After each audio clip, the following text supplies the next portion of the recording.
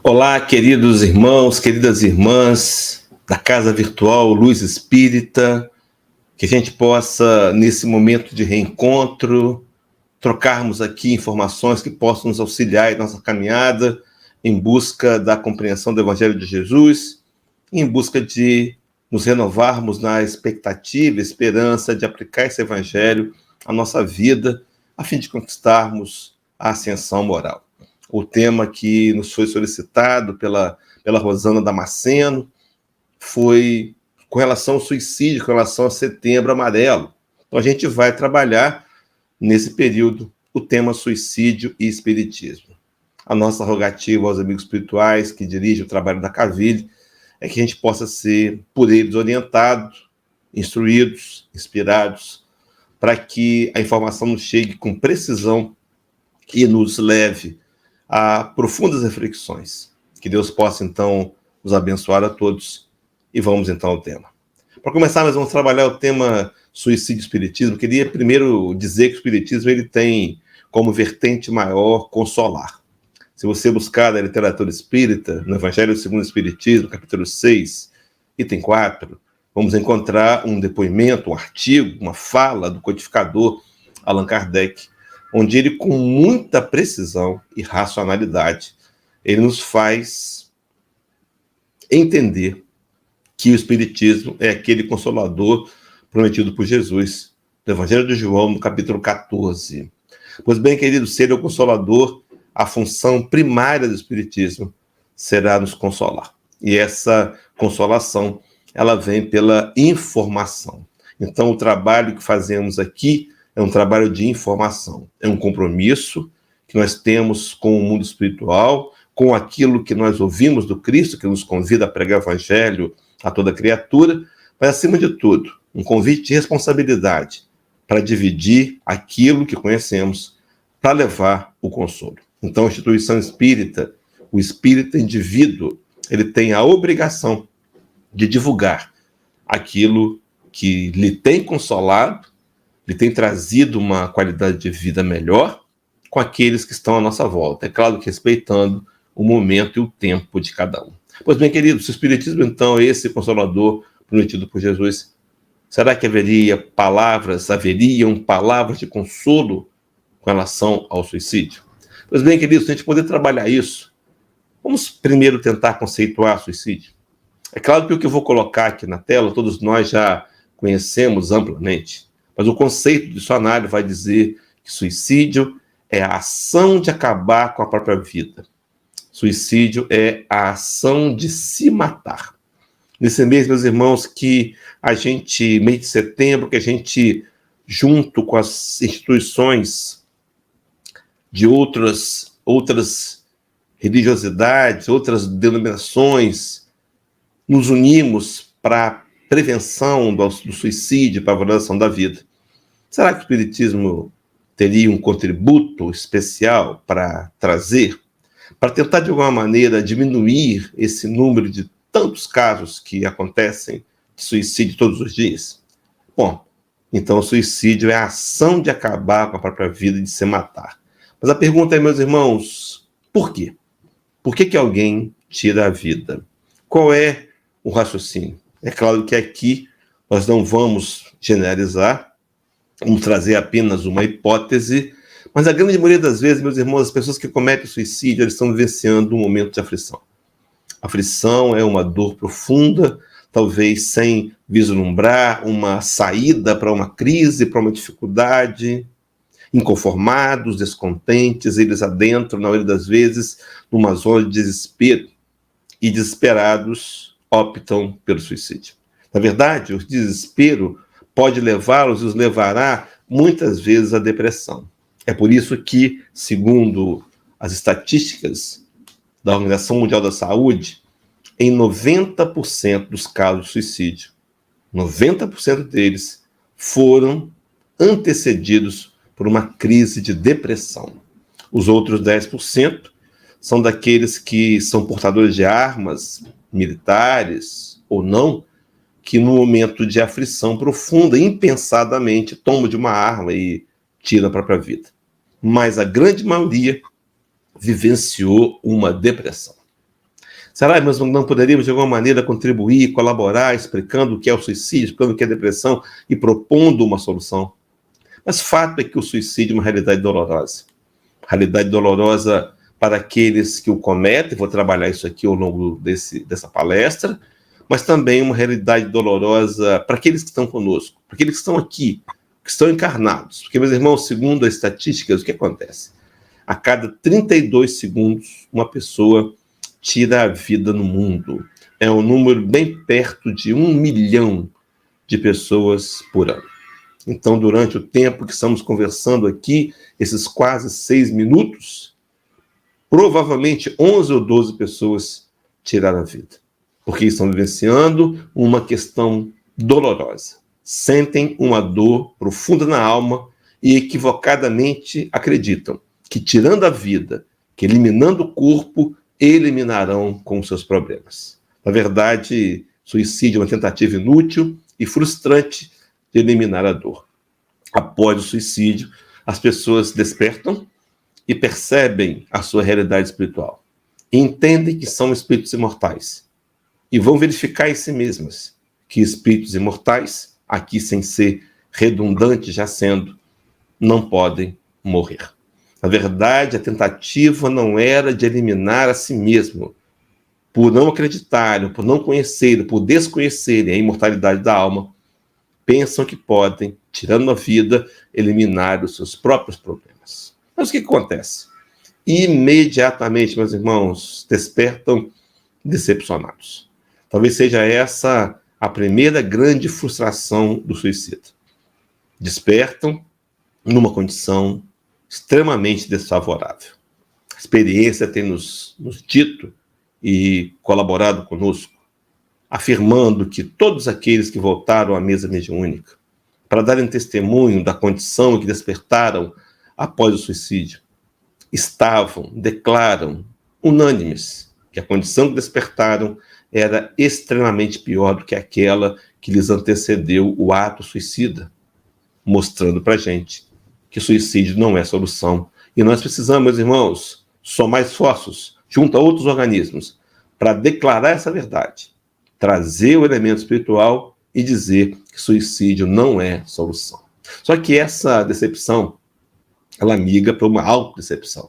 Então o suicida começa a vivenciar um sofrimento muito profundo, primeiro de baixa estima, de ódio por si mesmo, porque a sua atitude corajosa o levou a um estado ainda pior.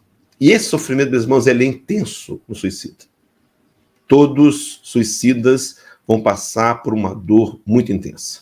É claro que há níveis de intensidades e há níveis de durabilidade dessas dores.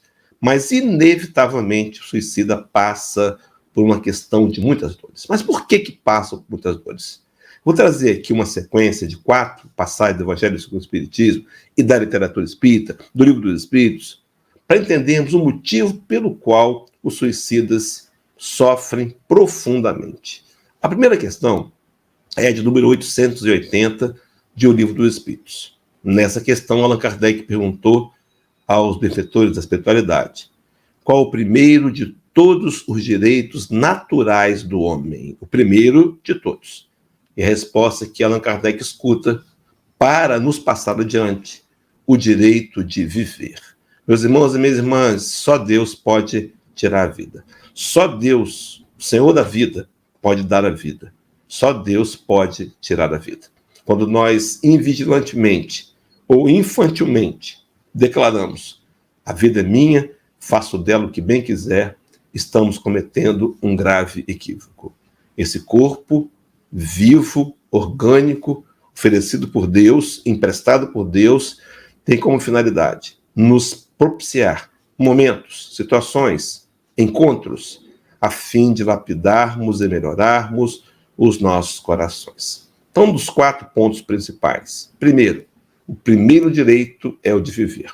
O segundo texto eu queria trabalhar com os companheiros para dizer por que o suicida sofre tanto. É questão 614, onde Kardec vai ouvir dos amigos espirituais na resposta que lhe é dada com relação a o que é a lei de Deus, o que é a lei natural, que o homem só é infeliz quando ele se afasta das leis de Deus. Observe então comigo, na sequência de raciocínio, que o primeiro de todos os direitos do homem é infringir, é viver, ou de viver, só Deus pode tirar-lhe a vida. E quando nós infringimos quaisquer leis divinas, o resultado será sempre infelicidade. Me acompanhe. O terceiro texto é a questão 984 do Livro dos Espíritos. Nessa passagem, Kardec perguntou aos benfeitores amigos: as vicissitudes da vida são sempre a punição das faltas atuais? É claro que Allan Kardec aqui faz uma pergunta provocativa. Ele já sabia, até a questão 983, que muitas vezes as dores que vivenciamos não são impostas por Deus, não são resultados de colheitas, não são expiações. Elas são muitas vezes provas que nós mesmos escolhemos, porque enxergamos ali uma possibilidade de progresso para o espírito mortal. Se você quiser encontrar as bases dessa questão, você vai buscar o Livro dos Espíritos, questões 258 e 258A. Mas feita a pergunta aos amigos espirituais, o codificador escuta e nos passa dizendo: não, já dissemos, são provas impostas por Deus ou que vós mesmos escolheste como espíritos antes de encarnardes, para expiação das faltas cometidas e em outra existência, porque jamais fica impune a infração das leis de Deus, sobretudo da lei de justiça. Meus irmãos, observe aqui então que o detalhe. Então, algumas vezes nós cometemos o equívoco de generalizar. É um grave erro. Muitas vezes nós vemos alguém dormindo numa calçada e ali imaginamos. Talvez seja alguém que teve riqueza em vidas passadas, não soube utilizá-las, pelo contrário, fez mau uso e agora vem experimentar uma encarnação na miséria. E isso pode ser um fato que não nos isenta de socorrê-lo e ampará-lo, mas pode ser uma verdade, que muitas vezes não é. Eu me lembrei de um episódio do livro do Ramiro Gama, Lindos Casos de Chico Xavier, onde Chico nos conta que, certa ocasião, Ramiro Gama conta, Chico Xavier estava em Uberaba, de frente da casa espírita, a congregação espírita cristã, e passou por ali um catador de papelão, um reciclador. E quando aquele homem passou pela rua, Chico estava na calçada com os companheiros, e Chico interrompeu a conversa e foi atrás daquele homem, andando meio com dificuldade, mas o alcançou. E quando o alcançou, ele beijou as mãos. E quando voltou, os companheiros ficaram curiosos, perguntando: Chico, o que levou você a beijar as mãos daquele homem? E Chico declarou assim: espíritos desse quilate evolutivo, quando passam pela Terra, deixam um rastro de luz. Era um missionário que ali vivia uma situação de miséria, mas tinha lá suas razões, talvez contribuir para que aquele grupo pudesse avançar moralmente. Meus irmãos, então não dá para a gente analisar. Mas vejam bem, o que podemos analisar aqui, diz o final do texto: porque jamais fica impune a infração das leis de Deus e, sobretudo, da lei de justiça. Então acompanhe comigo o raciocínio. Se o primeiro direito do homem de viver, se infringir a lei, cria infelicidade. E nós não podemos, segundo esse terceiro texto, fugir de nossas responsabilidades diante das escolhas que fizemos. Então, para fechar o raciocínio, meus irmãos, o quarto item, capítulo 5, item 10 do Evangelho segundo o Espiritismo também.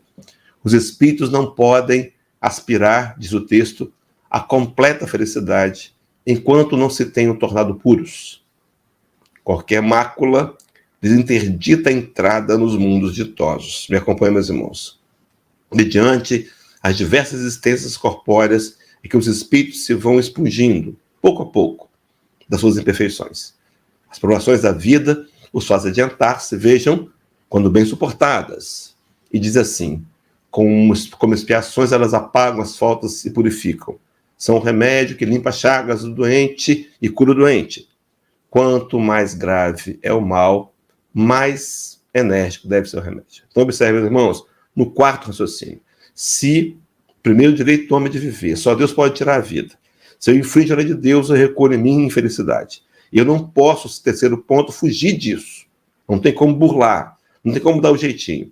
E o quarto ponto, quanto mais grave é o mal, mais grave deve ser o remédio. Então, a consequência, por infringir o primeiro de todos os direitos do homem, será um profundo sofrimento. Então, o suicida enfrenta, no primeiro momento, um sofrimento extremamente grande. Mas o texto completo diz assim, para trazer a parte consoladora, dele depende, então, pela resignação, tornar proveitoso o seu sofrimento e não lhe estragar as suas impaciências, o fruto com as suas impaciências, visto que, do contrário, terá que recomeçar. Talvez estragar os frutos com a impaciência seja não saber esperar o momento de Deus, seja não entender que não pode suportar uma dor. E ele tira a vida numa precipitação. E aí, meus irmãos, vem então a parte consoladora.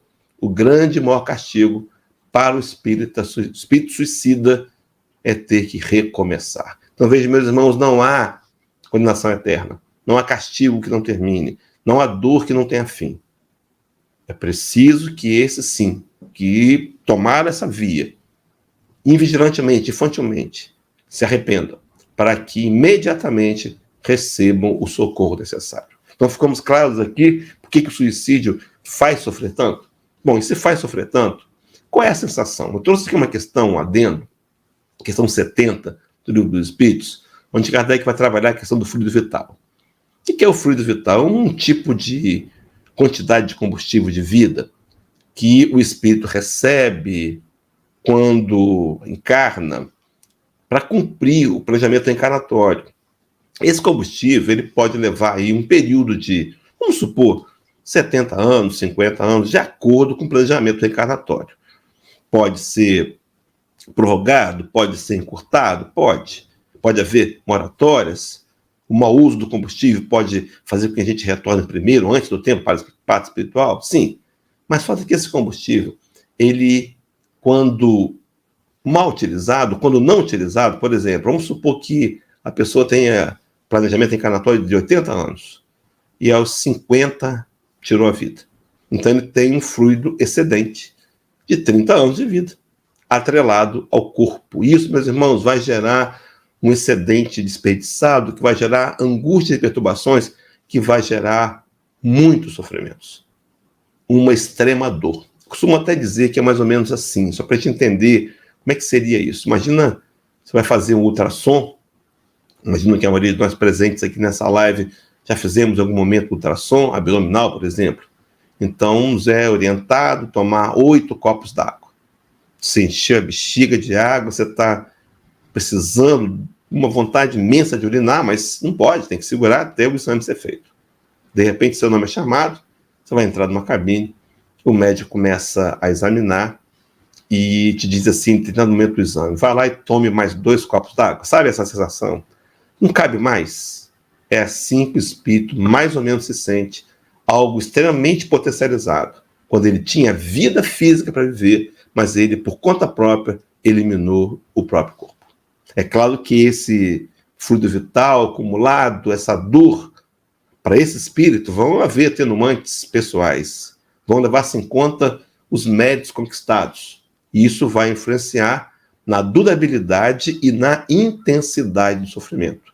É levado em conta, por exemplo, os motivos que levaram ao suicídio, é levado em conta as influências que levaram ao suicídio, dentre outras características. Mas fato é que o suicídio vai produzir no espírito suicida uma dor profunda. E eu trouxe aqui, meus irmãos, um relato sequencial para termos uma noção do que é que pode acontecer.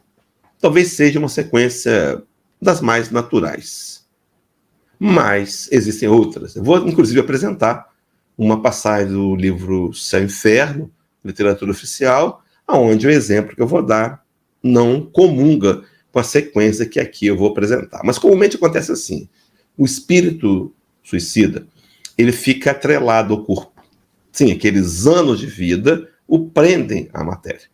E ele pode assistir à decomposição dos espólios. Ele pode ver os vermes comendo suas carnes. E é claro que essa sensação vai fazer com que aquela perturbação que todos nós experimentamos pós-morte, aquela sensação do desligamento do envoltório perispiritual, do envoltório físico, segundo a questão 165, fica dificultada. Então, essa perturbação pós-morte, ela pode ser prolongada. E essa sensação, meus irmãos, leva a uma vibração negativa do espírito que pode atingir o psiquismo da família. Quem de nós não conhece, em nossas próprias histórias, alguém que tirou a vida e meses depois um familiar também desencarna, também se suicida. Pode ser uma influência.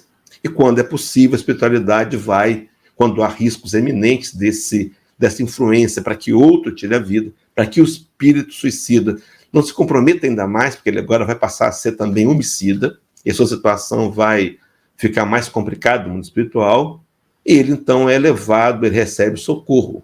O socorro, meus irmãos, é levá-lo a uma região propícia de sofrimento, uma região adequada, onde ele possa vivenciar ali as suas vibrações de dor. No livro do Nivônio Amaral Pereira, a gente vai ler o testemunho do suicídio do poeta português Camilo Castelo Branco, e lá do Nivônio Amaral Pereira está narrando um lugar chamado Vale dos Suicidas, uma região propícia para receber suicidas. Essa região não é a única, existem várias ao redor do planeta, talvez essa seja a conhecida ou a mais conhecida. Mas essa região, meus irmãos, é um local de dor, mas também é um local de reflexão e também um local de tratamento.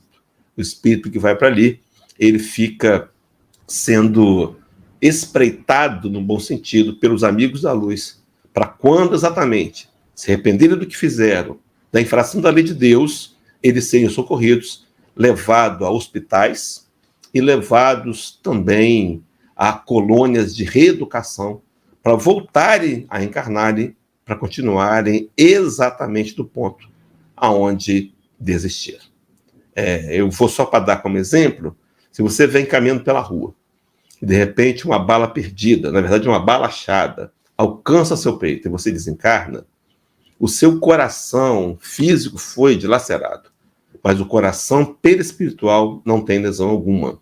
Mas se voluntariamente você toma de um revólver, aponta para o peito, dispara, você lesa também o coração perispiritual. E nessa região de tratamento há cirurgiões perispirituais que vão recompor o seu perispírito e vão ajudar você, ajudar o suicida a se preparar para uma nova encarnação. Nova encarnação essa que, segundo Emmanuel, no livro Religião dos Espíritos, capítulo 48, vai também necessitar experimentar de dificuldades físicas. E nesse capítulo, que vale a pena ler completo, Emmanuel narra que ele faz um paralelo entre tipos de encarnação, tipo de desencarnação pelo suicídio e tipo de resultados serem colhidos. Então ele fala das consequências físicas em futuras encarnações. Então ele faz um link entre aqueles que se envenenam, terem problemas estomacais. Aqui vale a pena a gente fazer um adendo, porque nem todo mundo que tem problema estomacal se suicidou. Não é isso. Não é generalizado. Mas aqueles que se envenenam necessitarão vir para completar o tratamento feito pelos cirurgiões no aparelho digestivo, agora com uma doença, com um problema estomacal. Emmanuel diz também que aqueles que optam pela queimadura terão doenças de pele, aqueles que optam pela asfixia com água ou gás terão doenças respiratórias, os que se enforcam terão distúrbios do sistema nervoso, os que praticaram destruição craniana, hoje menos, mas no passado, quando o trem era mais comum, as pessoas botavam a cabeça no trilho do trem e o trem passava e destruía. Esses vão ter que necessariamente vir com distúrbio do sistema nervoso e com idiotia. Meus irmãos, até aqui, até o que nós trabalhamos aqui nesses 20 e poucos minutos, será que suicídio é uma solução? Eu quero afirmar, queridos, suicídio não é solução. E repetir essa frase que eu disse no começo: todos aqueles que vieram à mesa mediúnica para testemunhar da condição que despertaram pós-suicídio. Todos eles, unanimemente, afirmam categoricamente que a condição que despertaram era extremamente pior do que aquela que lhes antecedeu o ato suicida. Então pensa comigo, meus irmãos, suicídio não é solução. Agora sim a gente pode analisar, porque suicídio não é solução em hipótese alguma. A Federação Espírita do Brasil mantém uma campanha permanente de defesa da vida, e está aí, suicídio não, você continuar a viver depois da morte, suicídio não é solução, busque ajuda. Campanha da FEB, que antecede até mesmo as campanhas do Setembro Amarelo, as campanhas do CVV. Mas caminhando, nós vamos para isso, a gente tem recebido nesse mês de setembro, alguns folders. Esse é um dos que mais me encantou. Sempre há uma saída. Valorize a vida, busque ajuda. Pois bem, queridos, eu queria só para a gente começar a completar o nosso tempo, trazer uma fala do Evangelho segundo o Espiritismo, capítulo 5, item 17, no item suicídio e loucura. E esse item definitivo. Os amigos espirituais, por meio de Kardec, dizem assim: o Espiritismo apresenta-nos os próprios suicidas a informar-nos da situação desgraçada em que se encontram e a provar que ninguém viola impunemente a lei de Deus que proíbe ao homem encurtar a sua vida. É o testemunho dos próprios suicidas, meus irmãos, dizendo para a gente, não faça o que eu fiz. Falava desse tema recente, esse mês de setembro, e me lembrei de Moisés, me lembrei da parábola do rico e Lázaro, onde o Lázaro, o rico, pede para voltar na terra e avisar seus irmãos, o que pode lhes acontecer. E diz Jesus, lá na terra, eles têm Moisés e os profetas que o escutem. Meus irmãos, nós estamos aqui ouvindo a voz dos mensageiros de Deus e também ouvindo a voz dos próprios testemunhos, dizendo que suicídio não é a solução. Eu trouxe esse livro, O Céu e o Inferno, e quero sugerir você a ler na segunda parte, capítulo 5, os 9 casos de suicídio.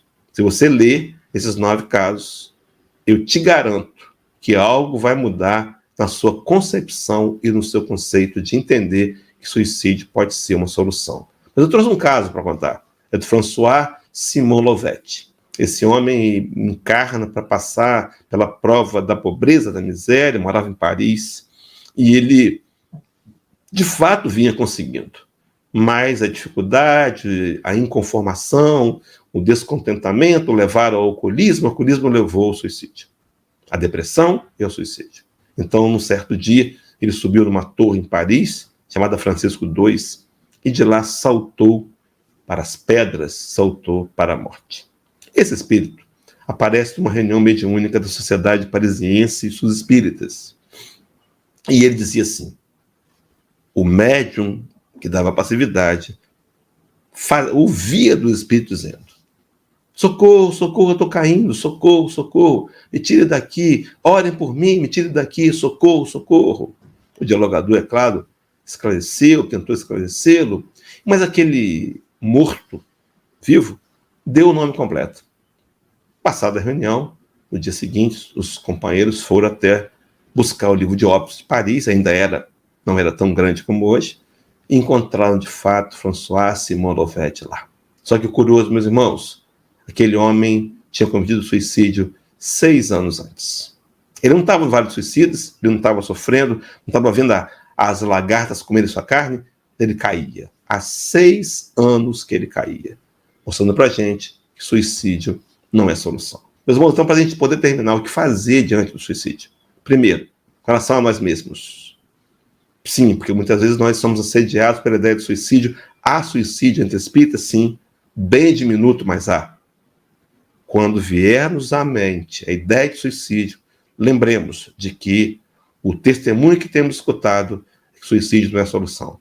E que a condição daqueles que testemunharam numa mesa mediúnica, dizendo sua situação, nos revelam que despertaram numa condição extremamente pior. Então, proteger-nos com conhecimento. E se por alguma razão qualquer, ao longo da vida, um problema grave, uma situação mais difícil, nos bater a porta, compreendamos que Deus não nos dá um fardo do modo que podemos levar. É a passagem de Santo Agostinho, capítulo 14, item de número 9 do Evangelho segundo o Espiritismo, é 9,14, 14,9. Deus não dá prova superior às forças daquele que a pede. Só dá as que podem ser cumpridas. Nos protejamos, então. Façamos uma blindagem. Com relação àqueles que estão à nossa volta, sinalizando que querem tirar a vida, aconselhemos usando a informação espírita, mostrando para ele que não vai resolver, que o conhecimento espírita afirma que ele não logrará sucesso, que a sua dor ficará pior. Por mais que ele não creia, e mesmo que isso não o detenha, e ele vá pelo suicídio, despertará mesmo no mundo espiritual com uma consciência. Aquilo que ele ouviu era verdade. E com relação àqueles que já tomaram o suicídio como solução nas suas vidas, segundo o Evangelho, segundo o Espiritismo, capítulo número 28, item de número 91, 71, é preciso que a gente ore. Orar por aqueles que adentraram pela porta infantil do suicídio. Meus irmãos, a oração não deve ser para que eles saiam de onde estão, não. A oração deve ser para que eles se arrependam, porque se arrependendo, imediatamente serão amparados, socorridos. Então, meus irmãos, suicídio não é solução. Suicídio nunca. E as palavras finais aqui pertencem ao Rabi da Galileia, capítulo 10, Evangelho de João, versículo 10, a parte final, onde o Rabi nos diz: eu vim para que tenham vida e a tenham em abundância. Vida abundante de paz, vida abundante de aceitação da realidade, vida abundante quando eu compreendo que as dores são um mecanismo divino que nos faz refletir e aprimorar. Suicídio, então, não é solução. Suicídio, nunca. A gente tem esse trabalho no YouTube, trabalha a propaganda aqui do Espiritismo, completo, né, com 1 hora de duração. Se você quiser rever lá, ou por uma razão qualquer, quiser indicar alguém para ver, que você possa fazer bom proveito, que Deus possa usar dessas informações para tirar da nossa mente, em qualquer situação que seja de gravidade, a ideia de suicídio, reafirmando e afirmando mais uma vez que suicídio não é solução. Beijo carinhoso, os companheiros aí da Casa Virtual Luz Espírita, desejando a todos muita paz, muita luz e até um próximo encontro. Beijo no coração.